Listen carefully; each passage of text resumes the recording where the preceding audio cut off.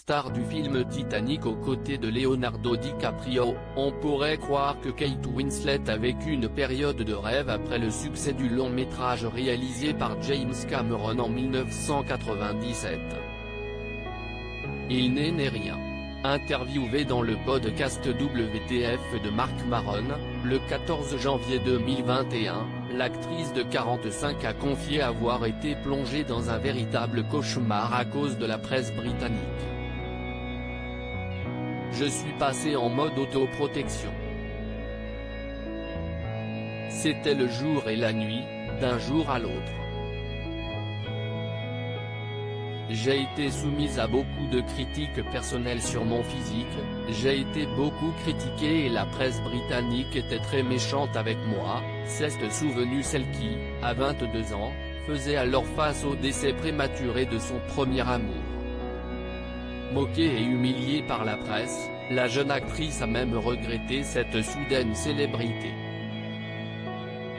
Je me suis sentie intimidée pour être honnête. Je me souviens avoir pensé, si est horrible et j'espère que ça va passer, si est passé définitivement, mais cela m'a fait réaliser que, si c'était ça devenir célèbre, je n'étais pas prête à l'être, certainement pas. Très jeune à l'époque du succès de Titanic, Kate a précisé qu'elle apprenait encore à jouer, elle qui faisait du théâtre depuis ses 17 ans.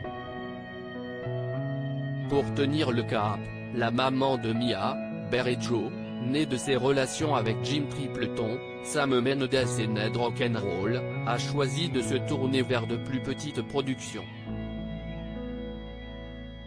Je sentais que je n'étais encore pas prête à tourner des grosses productions à Hollywood.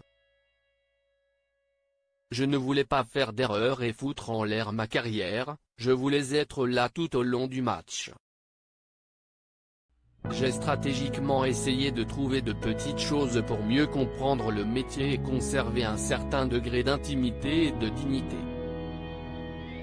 Devenue maman pour la première fois en 2000, l'actrice a pu reprendre son souffle et se consacrer entièrement à sa fille. Je me suis concentré sur mon enfant, et si est tout ce qui comptait. Depuis, elle est devenue une star incontournable du cinéma et a enchaîné les rôles dans plusieurs films à succès comme The Holiday, 2006, Divergente, 2014, Steve Jobs 2015, ou encore Beauté cachée, 2016. Depuis, elle a également retravaillé avec le réalisateur James Cameron et sera l'une des stars d'Avatar 2, dont la sortie est prévue pour 2022.